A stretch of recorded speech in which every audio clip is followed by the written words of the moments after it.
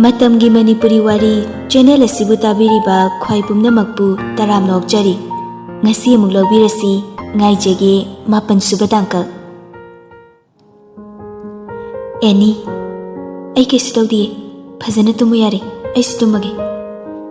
Deepakna amuk kaurai. Ni. Kaigi phone off thamino. Kaisu tawdi, tumage tawbane. Ngasidi aina haibasi yabiyo. Ngasi khaktang. Kaino? Phone do off ango. Aduga ai call tawrake. Phone do pairaga adum tumo. Natradi ngasigi ai mit luishanba ngamnaruye. Wakhalse yam charangnare. Deepak ngasidi nahangai manadre khangbana enisu Deepak na hariba adu yaduna phone ado pairaga adum tumthakre. Nong hek nganbaga eni phone da hana yengi. Phone kaktana adum leirami. Hogatlage haiduna phone do kakthali. He kakthatpaga Deepak call tawsilai. Asomda Deepak su makeup tholakduna phone yenglubani. Eni line da adum leiramba aduda ingak ngai. Nungdangi thawdok ado amuk ningsinglai. Haujikta phone gi screen da yenglaga nokfit tawrei. Phone yengingai duda eni phone kakthatkre. Eni hogalamnani khangbadagi call sa tawsilai. Eni su yam thuna paikhalai. Eni na kaino? Deepak na amu kaigi phone kakthalino. Hogalabo? Kai chatoiba? Kaisu chaloi. Kaigino? Yam ngalisidi nahangai adumaina hogatadaine. Yam khangina. Ai hogalage thengi. Wari sanase haidaine. Horen sanarase. Hojikti kedauge? Thengani. Horen free da leibada sanarase. Yam luba wari malida. Adudi yam taningi. Yumdoina lake. Aduga sanarasira. Lakano tale. Phone da dum sanase. Kaige? Kaisu nate. Lakano. Phone da dum sanase. Aise yamna lakhaningdabai wanine. Ai thameko imana thabak loina loiramani. Ai ngasidi thabak chaloiko. Horen thabak sangba matamda adum tawro. Enisu phone thamkre. Deepak amuksu nokfi tawi. Nauna basanta lakliba inkhalakba pakhangum masado itaw tawbagum tawi. Nokmi hogalake tawrubani. Makok ado irumlumlaga leirami. Mathanta sonjai. Aidi ngarang kayam henjinkhrabanune. Yadini hekta thaktoktana thakpase mimang yam tholakani. Deepak hogalaktuna masado fresh oithoi. Enina wari sananingi haiba ado kari oiramgadabano mathanta khali. Pung khara hokre. Eni thabak komlamnani khanduna Deepak na oina call tawri. Deepak thabak chilibro? Enina chinde. Adudi call tawro haraga kaidoraba? Hojikta chak chaba toga thabak loibada ngaiye. Adudi wari sanaba yarabo? Kai wari no? Hairu adana? Ai ngarang yumda chalubada? Aduda imana wa khara haire. Kai matangi? Enina warol punamak tamduna tahali. Deepak na chimbal haipe chingkhatlaga nokfit tawna haire. Nangdi kai haramge? Nangga tanarake hairambani. Kanaga haiba? Tamoga haiba? Ado ay yaw hairiro? Yaw haningde. Kaige yawbana fatro? Paisa mayam phangdoini he. Adugumbado hana tawrakbro? Yam pambro? Pamdi pami. Tawnaba lambi khangdabagi leiramnini. Yam phareda. Noi ma hoiga thengnabasidi billionaire ga oirakani. Nang pamdro? Nungaini ko?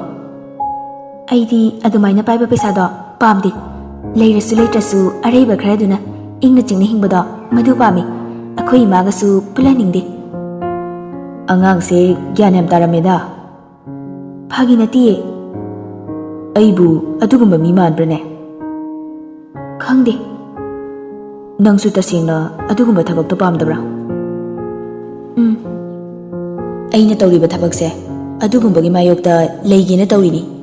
Ai paisa kharagi damakta isa ithanta minam jagadaba nati. ꯑꯩꯅ ꯄꯥꯝꯗꯕꯒꯤ ꯃꯊꯛꯇ ꯅꯪꯅꯁꯨ ꯄꯥꯝꯗꯕ ꯑꯣꯏꯕꯅꯤꯅ ꯑꯩ ꯄꯨꯟꯁꯤꯗ ꯑꯔꯥꯟꯕ ꯂꯝꯕꯤꯗ ꯆꯠꯂꯣꯏ. ꯅꯪꯅ ꯅꯨꯡꯉꯥꯏꯔꯣꯏꯗꯕ ꯊꯕꯛꯇꯤ ꯄꯨꯟꯁꯤꯗ ꯇꯧꯔꯣꯏ. ꯌꯥꯔꯕ? ꯈꯪꯗꯦ. ꯀꯩꯅꯣ ꯈꯪꯗꯦꯕꯨ? ꯅꯪꯅ ꯄꯥꯝꯗꯕ ꯊꯕꯛꯇꯣ ꯇꯧ ꯍꯥꯏꯔꯣ? ꯈꯪꯗꯦ, ꯊꯝꯃꯒꯦ. ꯗꯤꯄꯛ ꯋꯥ ꯉꯥꯡꯕꯒ ꯅꯪꯍꯧꯗꯦ. ꯐꯣꯟ ꯊꯝꯈꯤꯕꯅ ꯍꯥꯟꯈꯤ. ꯀꯩꯅꯣ ꯈꯪꯗ꯭ꯔꯦꯗ ꯃꯥꯒꯤ ꯃꯑꯣꯡꯁꯦ. ꯑꯩꯒꯤ ꯈꯟꯕꯤꯕꯁꯨ ꯃꯥꯜꯂꯤ. ꯑꯃꯨꯛꯁꯨ ꯅꯨꯡꯁꯤꯕꯗꯧꯅꯁꯨ ꯇꯧꯏ. ꯐꯥꯒꯤ ꯖꯨꯒꯥꯏꯒ ꯇꯧꯅꯔꯗꯤ ꯍꯔꯥꯎ ꯍꯔꯥꯎꯅ ꯋꯥꯔꯤ ꯁꯥꯔꯛꯀꯅꯤ. ꯈꯤꯇꯪ ꯅꯛꯁꯤꯟꯅꯕ ꯇꯧꯔꯨꯔꯒꯅ ꯍꯦꯛꯇ ꯊꯩꯗꯣꯛꯈꯤ. ꯑꯉꯥꯡ ꯂꯣꯏꯅꯕꯁꯦ ꯁꯨꯃꯥꯏꯅ ꯇꯧꯕ ꯖꯥꯠꯂ ꯈꯪꯗꯦ. ꯒ꯭ꯌꯥꯟ ꯇꯥꯔꯛꯄ ꯉꯥꯏꯕ ꯍꯥꯏꯗꯨꯅꯤ. ꯃꯇꯝꯗꯤ ꯁꯨꯝ ꯍꯧꯈꯤꯕꯅ ꯉꯁꯤꯗꯤ ꯑꯦꯅꯤ ꯍꯣꯏꯒꯤ ꯑꯦꯛꯖꯥꯝ ꯔꯤꯖꯜ ꯍꯥꯏꯗꯣꯛꯄ ꯅꯨꯃꯤꯠ ꯌꯧꯔꯛꯂꯤ. ꯅꯨꯃꯤꯗꯥꯡ ꯋꯥꯏꯔꯝ ꯗꯤꯄꯛ ꯃꯄꯨꯏꯒ ꯐꯝꯗꯨꯅ ꯋꯥꯔꯤ ꯁꯨꯝ ꯁꯥꯟꯅꯔꯝꯕꯅꯤ. ꯗꯨꯁꯤꯂꯥ ꯈꯪꯍꯧꯗꯅ ꯀꯣꯜ ꯇꯧꯔꯛꯏ. ꯀꯩ ꯂꯩꯔꯒꯦ ꯑꯕꯦ? ꯗꯨꯁꯤꯂꯥ, ꯑꯩꯈꯣꯏ ꯔꯤꯖꯜ ꯍꯥꯏꯗꯣꯛꯑꯦ, ꯈꯪꯗ꯭ꯔꯣ? ꯈꯪꯗꯦ. ꯑꯗꯣ ꯐꯦꯜ ꯑꯣꯏꯔꯦ ꯍꯥꯏꯔꯣ? ꯇꯨꯒꯠꯆꯩꯌꯦ, ꯕꯤꯠ ꯂꯩꯇꯕ ꯊꯕꯛ. ꯔꯣꯜ ꯅꯝꯕꯔ ꯈꯪꯉꯤ ꯅꯠꯇ꯭ꯔꯣ? ꯌꯦꯡꯖꯧ. ꯑꯗꯨꯒ ꯔꯤꯖꯜ ꯐꯪꯕꯒ ꯀꯣꯜ ꯇꯧꯔꯣ. ꯊꯝꯃꯒꯦ. ꯗꯤꯄꯛ ꯅꯣꯛꯐꯦꯠ ꯇꯧꯅ, ꯃꯁꯤ ꯑꯉꯥꯡꯁꯤꯗꯤꯕ. ꯃꯄꯨꯏꯅ ꯑꯃꯨꯛ ꯍꯪꯂꯛꯏ. ꯀꯅꯥꯅꯣꯅꯦ? ꯏꯆꯟꯅꯨꯄꯤꯅꯤꯅꯦ. ꯃꯣꯏꯒꯤ 12ꯀꯤ ꯔꯤꯖꯜ ꯍꯥꯏꯗꯣꯛꯑꯦ ꯍꯥꯏꯔꯤꯕ.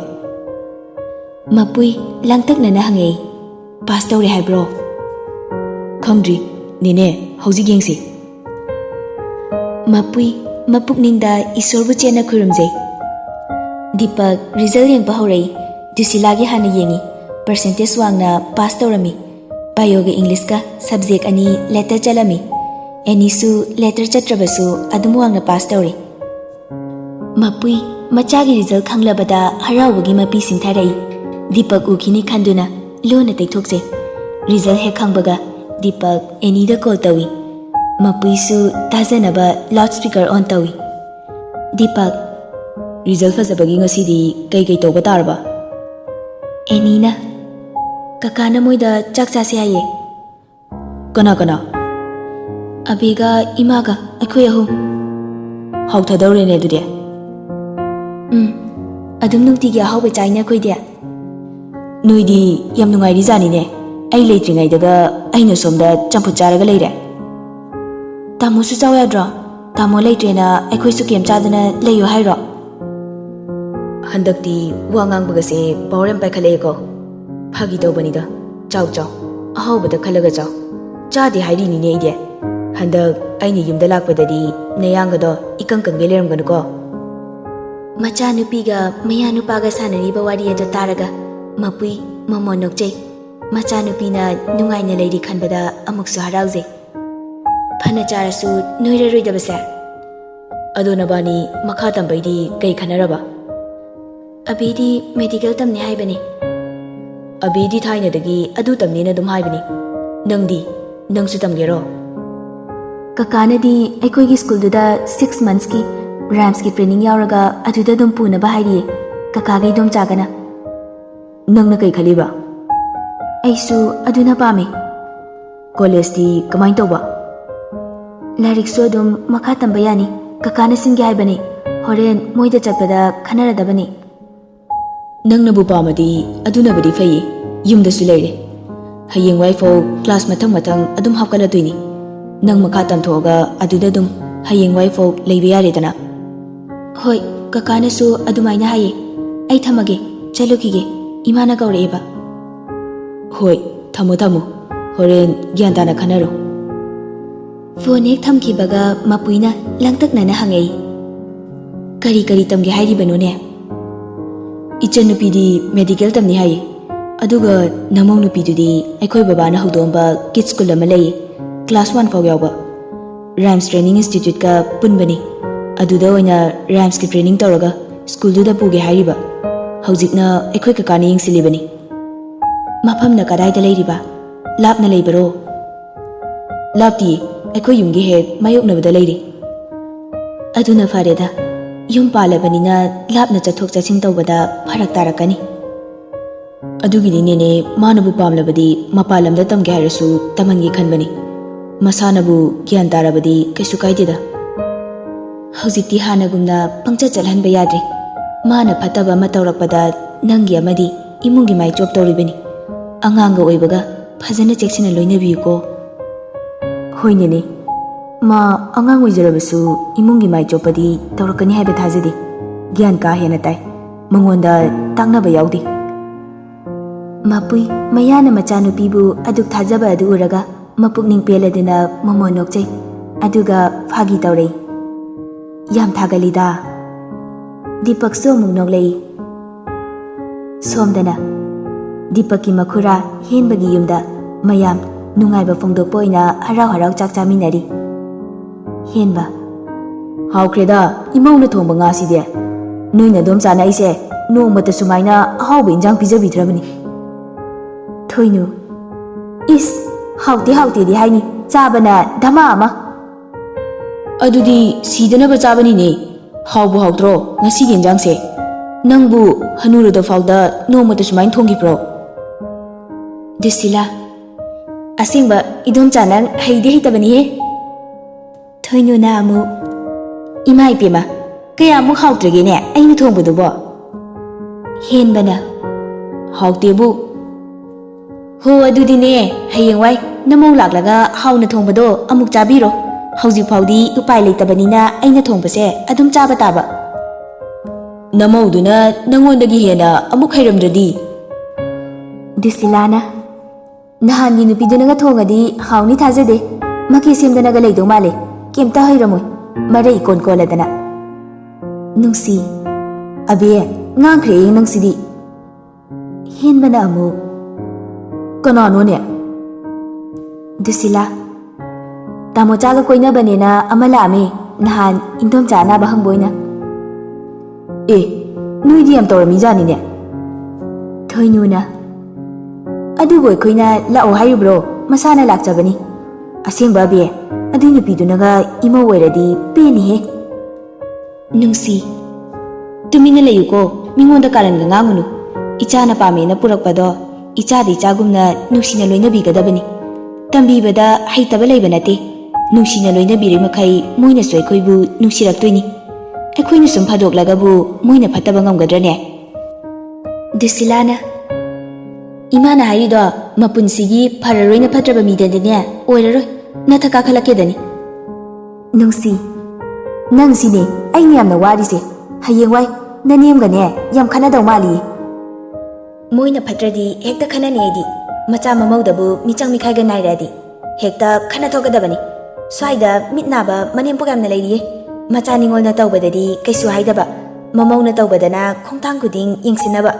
ꯃꯃꯧꯗꯨꯅ ꯇꯧꯔꯤꯕ ꯄꯨꯕ ꯊꯥꯡꯕ ꯉꯝꯂꯣꯏꯗꯕ ꯊꯕꯛ ꯃꯌꯥꯝꯗꯣ ꯃꯆꯥꯅꯨꯄꯤꯗꯨꯗ ꯃꯇꯦꯡ ꯄꯥꯡꯁꯤꯜꯂꯨ, ꯇꯧꯃꯤꯟꯅꯧ ꯍꯥꯏꯔꯒ ꯇꯧꯃꯤꯟꯅꯔꯗꯤ ꯃꯧꯗꯣ ꯈꯔ ꯀꯣꯝꯖꯔꯣꯏꯗ꯭ꯔꯥ?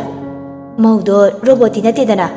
ꯃꯥꯁꯨ ꯃꯃꯥ ꯃꯄꯥꯅ ꯅꯨꯡꯁꯤꯅ ꯀꯔꯤꯗ ꯁꯣꯏꯈꯤꯒꯗꯒꯦ ꯈꯟꯗꯨꯅ ꯌꯣꯛꯆꯔꯛꯏꯅꯤ.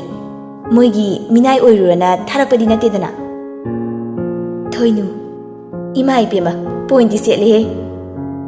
ꯍꯦꯟꯕꯅ ꯑꯃꯨꯛ: ꯑꯩꯒꯤ ꯏꯆꯥꯅꯨꯄꯤꯁꯤꯗꯤ ꯊꯥꯖꯗꯅ ꯒ꯭ꯌꯥꯟ ꯌꯥꯝ ꯇꯥꯔꯝꯃꯤꯅꯦ. ꯑꯗꯨꯒ ꯅꯅꯦꯝꯄꯣꯛꯀ ꯈꯟꯅꯅꯤ ꯍꯥꯏꯗꯨꯗꯤ ꯌꯥꯗꯦꯀꯣ. ꯀꯀꯥ, ꯍꯧꯖꯤꯛꯇꯤ ꯈꯟꯅꯒꯦꯅ ꯈꯜꯂꯤ. ꯍꯌꯦꯡꯋꯥꯏ ꯃꯦꯆ꯭ꯌꯣꯔ ꯑꯣꯏꯔꯒ ꯋꯥꯈꯜ ꯆꯦꯟꯖ ꯇꯧꯔꯛꯄ ꯌꯦꯡꯒꯦ. ꯌꯨꯝ ꯄꯥꯟꯗꯧꯁꯨ ꯋꯥꯠꯂꯤꯗꯅꯀꯣ. ꯍꯣꯏꯅꯦ ꯍꯣꯏꯅꯦ, ꯃꯁꯤꯗꯤꯕ. ꯅꯨꯡꯁꯤꯅ ꯑꯃꯨꯛ: ꯑꯉꯥꯎꯕꯤꯁꯤꯗꯤꯕꯀꯣ. ꯃꯌꯥꯝ ꯑꯗꯨ ꯄꯨꯂꯞ ꯅꯣꯛꯃꯤꯟꯅꯩ. ꯍꯦꯟꯕꯅ ꯑꯦꯅꯤꯗ ꯑꯣꯟꯁꯤꯜꯂꯛꯏ.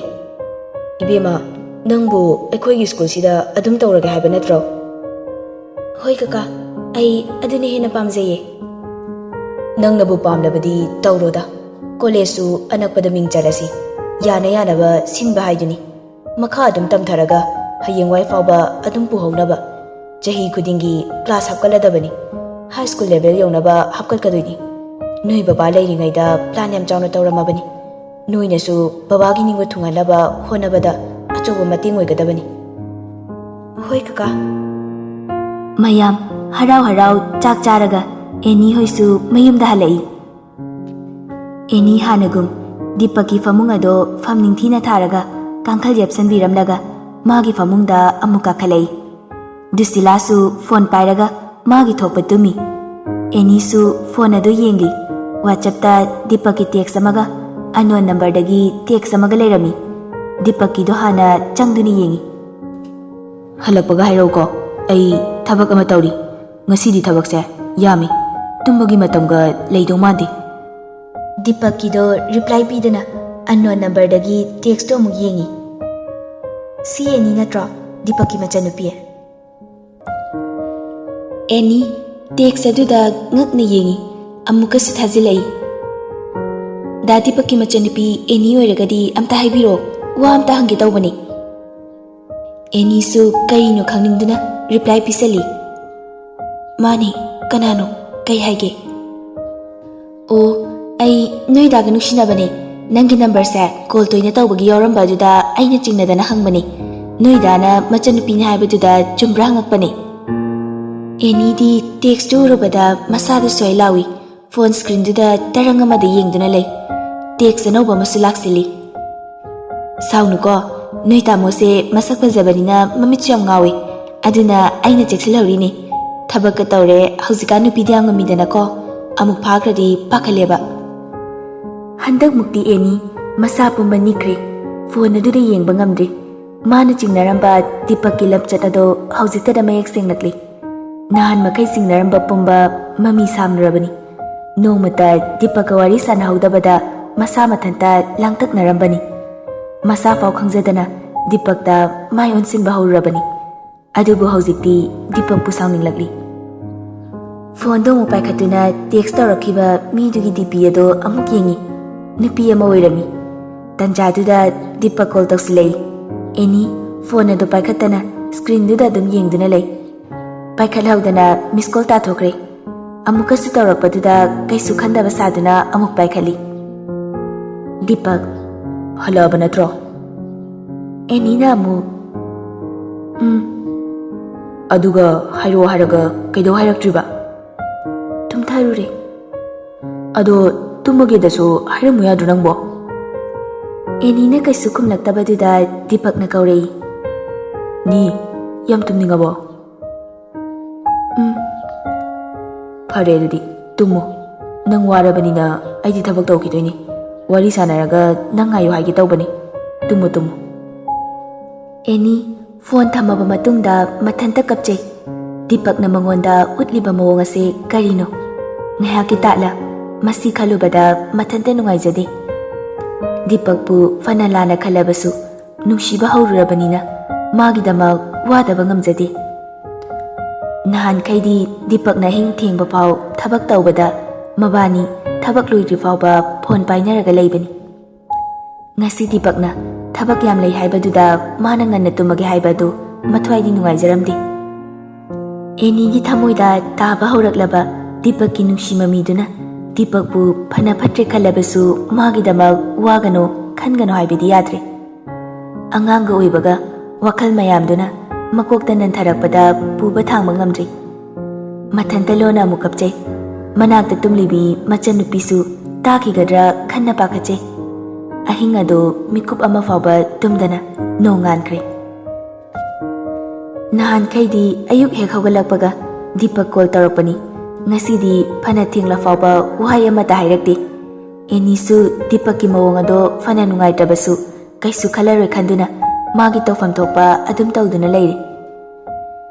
Ayuki pung 9 khara helakpa dwaida Annie chak thongningai gari thaujilakpa makhol ama takibani. Tunglomda yengthoklubada Deepak noktuna leplaga leirami. Thajadana adumna leiramba duda Annie khangpe khangi. Adubu kaisu hairamdana roomda prapka khalai. Mathanta sonjei. Aina hojik tawridubu kaino mana kai khalamgani. Ai kaisu khalarige. Thamoida tariba wabase maithongdo thoklaroi. Hanagum harau loinanaba honarage. Mana pamba tawjarasanu. Mana chingnakinaba maithongda mami tahalaroi. Annie makhada kumlage haiduna chatki tawringaida Deepak roomduda changai. Kaidorage Kimta hairamdana prap chatkride. Kaisu tawde kainoma kaurambagi thiba laini. Kai kauriba kaisu nate yare leire. Pot kauramba mandida aidi aingonda sauba oiramdau male. Deepakki wahai aduda Annie swai lauduna yam thuna pakhum pirei. Saudi maram leitana kaidobagi saudoino. Maithongdu yadeda saunoba Ai nangonda surprise pigena lakani haidana laini. Ngarang mangdane nang siam kapameba. Adugi aise ngantana makeup thoklei. Adudagi makeup hektokpaga kimta haraktana loisilaga dum laini. Deepak ki wahai aduda Annie khangba ngamlaktre. Thamoidu lumtharakpagum tawre. Deepak na mangonda sanariba lila ase karino khalai. Nongmata Deepak masamaknadi magi nungaitanaba tawba leikidri. Magidamak wabiba khaktani. Aduna phanalana laurabasu mapurebagi mawongduna magi thamoibu sumba hokibani. Amuk mathanta khalai. Mapal thongda uliba pumba tat ngatani. Aigi mangdana aibu nushiba saba. Amadana ama khangna pangthari baise angaubini. Kaino tumina dum leiridubo. Annie thauna pumba khomjilaga taniknaba khonjilda haire. Ai chak loisiluge. Wasi ka khairamlaga thokige tawi. Ngaiko. Kai namaido somtam donjilo. Kaigino Ondonjilo. ai enjang thongambani mahi kangamani. Amuka su chatkige tawi. Handak mukti Deepak na makuta pharaga khami. Annie mamaya du luktharaga mamit ushalaga mapi sintharami. Annie gi mataw aduda Deepak ngakni yengi. Kaino nangna tawrise. Paukhumdi pidena kaisu tawde haibagum makok oina haire. Kaidorge hayo haibani. Kaisu tawde haiba. Kaisu tawdraga kaigi kapino. Aingonda nungaitab leibro. Nangna sumain tawbase ai yamna wai haiba natro. Se maramdo hairo haibani. Annie handakti makal thongna kapthorei. Ni aingonda maramdo hainingdraba natro. Aise nanggi awabada saruk yahanindriba karigino. Aina nangbu nusibase nangna sungkang khangbidribase karigino. Otlo aibu pendrifau nang naibu peni hairadi ai khangi. Awaba kayado ai khangi. Deepak nupa oirabasu Annie gi mawongduna khangba ngambagi pangal loikiduna pena kapchei. Deepak na adumna thamoi songna kalakpaduda Annie jingnaba pumba thadoktuna Deepak ki manakta chenjilaga themai. Tamo adumaina tawgano. Tamo na adumna tawbado kaigino khangdi. Ai su yamna wayi. Ai hayengai tamo bu wahalero. Ai hayengai kaparoiba. Annie gi wahaiduda ngasaidagi waramba Deepak ki thamoi ingtharei. Aduga tapna hairei. Yare chak loisinjaruro. Horen fazana wari sanarase. Annie su hoi hairamlaga mapi taithokduna kumkhre. Deepak mathanta khalawi. Kaino magi matausibu aibu nushiba sumali. Amuksu kaisu khandabadana tawi. Aibu kari haina khandoino. Lapna sum leinabasida nakshanba ingam ngamdrabra khangdi. Inakta matam khara thamubana phadau mali. College kabasu hawdringaisida. Deepak kapubagi mapi taitholaga manaton suju chingkhalingai duda machanupi changai. Tamo kaino kapiro. Kaidau kaptuiba. Summanba chak charosi lao. Lage chalamo. Mayam chak chaminaringai duda Deepak na wahaudorei. Ima college kabasu hawdringaisida Annie se aada matam khara pubiruge. Annie gi Deepak ta ngakni yenglai. Nungsi nahan kai exam loibagi adu kuina leiringai dudadi puge haidine. Annie na amu Ima ai chaningdeda talli kona chatke. Deepak Annie da mamit haifet yenglai. Nungsi na amu chaluso kaino matam khara tawrisu leithoucho. Disila na amu Inama chatminaruro natradi uhaidaba yam urak tawri. Deepak na Kari kuina unadraga halakpada kabinabado ai yengba ngamdiye. Deepak ising thaklambadagi khangha harei.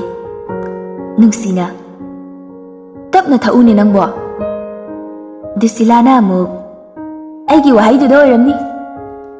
Deepak wa amta hairamdana khut hamdoklaga thokre. Disila aya saukra mali hanagi durbasado amuk hanjala mali. Kamai tawne idea yam kijaye. Inama amta thembiyo. ꯑꯩꯗꯤ ꯇꯜꯂꯦ ꯑꯩꯅ ꯍꯦꯟꯅ ꯀꯤꯖꯩ ꯅꯨꯡꯁꯤꯅ ꯅꯌꯥꯗꯣ ꯌꯥꯝ ꯍꯤꯒꯠꯂꯣ ꯌꯥꯝ ꯀꯔꯦꯝꯅꯧꯕ ꯉꯥꯡꯅꯔꯤꯉꯩꯗꯨꯗ ꯗꯤꯄꯛ ꯑꯃꯨꯛ ꯆꯪꯂꯛꯄꯗꯨꯗ ꯑꯦꯅꯤꯒ ꯗꯨꯁꯤꯂꯥꯒꯗꯤ ꯇꯨꯃꯤꯟꯅ ꯂꯩ ꯅꯨꯡꯁꯤꯅ ꯆꯥꯛ ꯑꯣꯕ ꯅꯪꯕꯣ ꯗꯤꯄꯛꯅ ꯑꯃꯨꯛ ꯅꯕꯥꯅꯤ ꯂꯣꯏꯁꯤꯜꯂꯣ ꯃꯥꯔꯀꯦꯇꯤꯡ ꯆꯠꯂꯨꯁꯤ ꯗꯨꯁꯤꯂꯥ ꯑꯁꯦꯡꯕꯩꯔꯣ ꯇꯥꯃꯣ ꯁꯠ ꯂꯣꯏꯁꯤꯜꯂꯣ ꯀꯨꯏꯒꯅꯨ ꯅꯦꯍꯥꯛꯀꯤ ꯃꯇꯨꯡꯗ ꯗꯨꯁꯤꯂꯥ ꯗꯤꯄꯛ ꯑꯦꯅꯤ ꯄꯨꯟꯅ ꯁꯣꯄꯤꯡ ꯃꯣꯜ ꯑꯃꯗ ꯆꯪꯂꯛꯏ ꯗꯨꯁꯤꯂꯥꯗꯤ ꯌꯥꯝ ꯑꯦꯛꯁꯥꯏꯇꯦꯗ ꯑꯣꯏꯅ ꯃꯅꯝꯃꯒꯤ ꯃꯈꯨꯠꯇ ꯀꯣꯏꯀꯣꯟ ꯀꯣꯟꯗꯨꯅ ꯀꯣꯏꯆꯤꯡ ꯆꯤꯡꯉꯒ ꯄꯨꯗꯨꯅ ꯑꯄꯥꯝꯕ ꯄꯣꯠ ꯈꯟꯗꯨꯅ ꯀꯥꯔꯠꯇ ꯍꯥꯞꯆꯤꯜꯂꯤ ꯑꯦꯅꯤꯗꯤ ꯊꯃꯣꯏꯒꯤ ꯑꯋꯥꯕ ꯑꯗꯨ ꯐꯅ ꯂꯣꯏꯁꯤꯟꯅꯕ ꯍꯣꯠꯅꯔꯕꯁꯨ ꯃꯥꯏꯊꯣꯡꯗꯗꯤ ꯇꯥꯔꯛꯀꯅꯨ ꯍꯥꯏꯕ ꯌꯥꯗ꯭ꯔꯦ ꯏꯅꯝꯃ ꯑꯄꯥꯝꯕ ꯑꯝꯇꯗꯤ ꯈꯜꯂꯨꯗꯅ ꯑꯩꯅ ꯈꯟꯕꯤꯔꯤꯁꯦ ꯂꯣꯏ ꯌꯥꯔꯕꯣ ꯑꯦꯅꯤꯅ ꯑꯃꯨꯛ ꯈꯨꯝꯂꯛꯏ ꯀꯩꯗꯧꯔꯒꯦ ꯏꯅꯝꯃ ꯅꯁꯥ ꯅꯨꯡꯉꯥꯏꯇ꯭ꯔꯕꯣ ꯗꯤꯄꯛꯁꯨ ꯉꯁꯥꯏꯗꯒꯤ ꯑꯦꯅꯤꯒꯤ ꯃꯑꯣꯡ ꯑꯗꯨ ꯌꯦꯡꯂꯤꯕꯅꯤ ꯀꯔꯤꯒꯨꯝꯕ ꯑꯃ ꯂꯩꯔꯦ ꯍꯥꯏꯕꯗꯤ ꯃꯥꯁꯨ ꯈꯪꯂꯦ ꯑꯦꯅꯤ ꯀꯩꯁꯨ ꯇꯧꯗꯤꯌꯦ ꯗꯤꯄꯛꯅ ꯌꯥꯝ ꯅꯨꯡꯉꯥꯏꯇ꯭ꯔꯗꯤ ꯆꯠꯁꯦ ꯂꯥꯛꯑꯣ ꯗꯨꯁꯤꯂꯥꯅ ꯍꯣꯏ ꯂꯣꯏꯁꯨ ꯂꯣꯏꯔꯦ ꯆꯠꯂꯁꯦ ꯑꯩ ꯒꯥꯔꯤꯗ ꯂꯩꯔꯝꯃꯒꯦ ꯅꯕꯥꯅꯤ ꯀꯥꯎꯟꯇꯔ ꯆꯪꯉꯨꯔꯒ ꯊꯣꯛꯂꯛꯑꯣꯀꯣ ꯉꯥꯏꯍꯥꯛ ꯂꯩꯔꯒ ꯑꯦꯅꯤꯒ ꯗꯨꯁꯤꯂꯥꯒꯁꯨ ꯊꯣꯛꯂꯛꯇꯨꯅ ꯄꯨꯟꯅ ꯂꯥꯛꯃꯤꯟꯅꯔꯦ ꯒꯥꯔꯤ ꯁꯨꯝ ꯊꯧꯔꯛꯂꯒ ꯀꯪꯂꯩ ꯅꯤꯉꯣꯜꯁ ꯑꯦꯇꯤꯌꯔ ꯃꯃꯥꯡꯗ ꯒꯥꯔꯤꯗꯣ ꯑꯃꯨꯛ ꯈꯥꯝꯃꯤ ꯗꯨꯁꯤꯂꯥ ꯇꯥꯃꯣ ꯀꯩꯗꯧꯔꯒꯦ ꯅꯕꯥꯅꯤ ꯆꯪꯉꯒ ꯅꯣꯏ ꯅꯨꯄꯤꯒꯤ ꯂꯨꯍꯣꯡꯕ ꯆꯠꯄꯗ ꯁꯦꯠꯅꯕ ꯐꯤꯔꯣꯜꯗꯣ ꯈꯔ ꯂꯩꯔꯛꯑꯣ ꯗꯨꯁꯤꯂꯥꯅ ꯀꯅꯥꯒꯤꯅꯣ ꯗꯤꯄꯛꯅ ꯑꯃꯨꯛ ꯍꯣ ꯑꯩꯒꯤꯅꯦ ꯑꯩꯒꯤ ꯀꯥꯔꯟꯗꯤ ꯏꯅꯝꯃꯒꯤꯔꯣ ꯍꯣꯏꯍꯦ ꯑꯩꯒꯤꯗꯤ ꯄꯥꯝꯃꯗꯤ ꯀꯣꯛ ꯂꯩꯔꯣ ꯊꯦꯡꯉꯦ ꯆꯠꯂꯣ ꯁꯠ ꯑꯩ ꯊꯕꯛ ꯂꯩ ꯑꯦꯅꯤ ꯂꯩꯗ꯭ꯔꯁꯨ ꯌꯥꯔꯅꯤꯌꯦ ꯑꯗꯨꯗꯤ ꯃꯌꯥꯝ ꯂꯩꯗꯨꯗꯤ ꯗꯤꯄꯛꯅ ꯑꯃꯨꯛ ꯆꯠꯂꯣꯗꯤ ꯆꯠꯂꯣ ꯊꯦꯡꯉꯦ ꯄꯣꯠ ꯆꯩ ꯂꯩꯕ ꯂꯣꯏꯔꯗꯨꯅ ꯃꯌꯨꯝꯗ ꯍꯜꯂꯛꯏ ꯑꯦꯅꯤꯒ ꯗꯤꯄꯛꯀ ꯄꯨꯟꯅ ꯔꯨꯝꯗ ꯆꯪꯂꯛꯏ ꯗꯤꯄꯛꯅ ꯍꯣꯔꯦꯟ ꯏꯃꯥꯟꯅꯕꯤꯒꯤ ꯍꯩꯖꯤꯡꯄꯣꯠ ꯂꯩ ꯅꯪ ꯄꯨꯔꯒ ꯂꯥꯛꯑꯣ ꯍꯥꯏꯕꯅꯤ ꯍꯧꯖꯤꯛ ꯂꯩꯔꯛꯄ ꯐꯤꯔꯣꯜꯗꯣ ꯃꯗꯨ ꯁꯦꯠꯂꯒ ꯂꯣꯏꯁꯤꯜꯂꯒ ꯂꯩꯔꯝꯃꯨ ꯑꯩ ꯄ꯭ꯔꯦꯝ ꯍꯣꯏꯗ ꯉꯥꯏꯍꯥꯛꯇ ꯆꯠꯂꯨꯈꯤꯒꯦ ꯑꯦꯅꯤ ꯃꯕꯨꯛꯅꯤꯡꯗ ꯈꯜꯂꯤ ꯃꯃꯥꯟꯅꯕꯤꯒꯤ ꯍꯩꯖꯤꯡꯄꯣꯠ ꯌꯥꯎꯕ ꯂꯥꯛꯑꯒ ꯑꯩ ꯎꯅꯤꯡꯗꯅ ꯂꯥꯛꯏꯅꯤ ꯀꯥꯏꯅ ꯉꯟꯅ ꯂꯣꯏꯁꯤꯜꯂꯝꯃꯨꯀꯣ ꯐꯖꯅ ꯀꯦꯔꯝꯃꯨ ꯑꯩ ꯆꯠꯄ ꯇꯜꯂꯤꯗ ꯀꯩꯒꯤ ꯃꯁꯛ ꯈꯪꯅꯕꯁꯨ ꯅꯠꯇꯦ ꯇꯜꯂꯦ ꯈꯪꯅꯗꯕꯗꯣ ꯈꯪꯅꯅꯕꯅꯤ ꯆꯠꯇꯕ ꯌꯥꯔꯣꯏꯀꯣ ꯑꯩ ꯍꯩꯅꯗꯧ ꯃꯥꯟꯗꯤꯌꯦ ꯆꯠꯅꯤꯡꯗꯦ ꯇꯥꯃꯣ ꯑꯗꯨꯝ ꯆꯠꯄꯤꯔꯨꯔꯣ ꯐꯔꯦ ꯐꯔꯦ ꯇꯜꯂꯕꯅꯤꯅ ꯀꯩ ꯎꯄꯥꯏ ꯂꯩ ꯌꯥꯝ ꯂꯨꯅ ꯇꯤꯟꯅꯕ ꯏꯃꯥꯟꯅꯕꯤꯅꯤ ꯑꯩꯁꯨ ꯆꯠꯂꯔꯣꯏꯒꯦ ꯑꯁꯤ ꯍꯥꯏꯔꯝꯂꯒ ꯗꯤꯄꯛ ꯊꯣꯛꯈ꯭ꯔꯦ ꯗꯤꯄꯛ ꯍꯦꯛ ꯊꯣꯛꯈꯤꯕꯒ ꯃꯆꯟꯅꯨꯄꯤ ꯗꯨꯁꯤꯂꯥ ꯑꯃꯨꯛ ꯆꯪꯉꯛꯏ ꯏꯅꯝꯃ ꯇꯥꯃꯣꯅ ꯍꯥꯏꯗꯣ ꯀꯥꯏ ꯆꯠꯁꯦ ꯍꯥꯏꯅꯣ ꯃꯃꯥꯟꯅꯕꯤꯒꯤ ꯍꯩꯖꯤꯡꯄꯣꯠ ꯆꯠꯁꯦꯅ ꯍꯥꯏꯔꯤꯅꯦ ꯆꯠꯇꯣꯏ ꯅꯠꯇ꯭ꯔꯣ ꯆꯠꯅꯤꯡꯗꯦ ꯍꯥꯏꯈꯤꯕꯅꯤ ꯇꯜꯂꯦꯅ ꯆꯠꯂꯨ ꯀꯩꯅꯣ ꯑꯩ ꯐꯖꯅ ꯀꯦꯕꯤꯒꯦ ꯇꯜꯂꯦꯗ ꯑꯩ ꯕꯤꯠ ꯂꯩꯇꯦ ꯅꯣꯡ ꯐꯥꯗꯣꯛꯄꯨ ꯀꯣꯛ ꯆꯠꯂꯨ ꯀꯩꯗꯧꯔꯒꯦ ꯏꯅꯝꯃ ꯇꯥꯃꯣꯒꯤ ꯃꯇꯨꯡ ꯏꯟꯅꯔꯒ ꯆꯠꯅꯤꯡꯗ꯭ꯔꯣ ꯅꯨꯡꯁꯤꯁꯨ ꯉꯥꯡꯅ ꯆꯪꯂꯛꯏ ꯀꯥꯏꯗꯅꯣꯅꯦ ꯅꯣꯏꯅ ꯆꯠꯄ ꯍꯥꯏꯅꯔꯤꯗꯨꯕꯣ ꯇꯥꯃꯣꯅꯅꯦ ꯍꯩꯖꯤꯡꯄꯣꯠ ꯆꯠꯂꯨꯁꯦꯅ ꯍꯥꯏꯕ ꯏꯅꯝꯃꯅ ꯆꯠꯅꯤꯡꯗꯦ ꯍꯥꯏꯕꯩꯅꯤ ꯑꯗꯨꯒꯤꯔꯥ ꯅꯣꯏ ꯇꯥꯃꯣꯅ ꯏꯁꯥꯎ ꯁꯥꯎꯕꯗꯧꯅ ꯒꯥꯔꯤꯒꯁꯦ ꯀꯟꯅ ꯊꯧꯗꯣꯛꯑꯒ ꯆꯠꯈ꯭ꯔꯤꯁꯦ ꯑꯦꯅꯤꯅ ꯑꯃꯨꯛ ꯈꯨꯝꯂꯛꯏ ꯃꯃꯥꯟꯅꯕ ꯍꯣꯏꯗ ꯆꯠꯅꯤꯅ ꯍꯥꯏꯔꯝꯕꯅꯦ ꯑꯗꯨꯕꯨ ꯅꯪꯁꯨ ꯃꯥꯅ ꯆꯠꯁꯦ ꯍꯥꯏꯗꯣ ꯀꯣꯛ ꯆꯠꯂꯨ ꯌꯥꯗ꯭ꯔꯣ ꯏꯃꯨꯡꯗꯒꯤ ꯁꯨꯡꯍꯦꯟꯁꯨ ꯍꯦꯟꯗꯣꯛꯇ꯭ꯔꯦ ꯅꯣꯡ ꯐꯥꯗꯣꯛꯁꯨ ꯆꯠꯊꯣꯛꯎ ꯅꯍꯥꯅꯕꯨ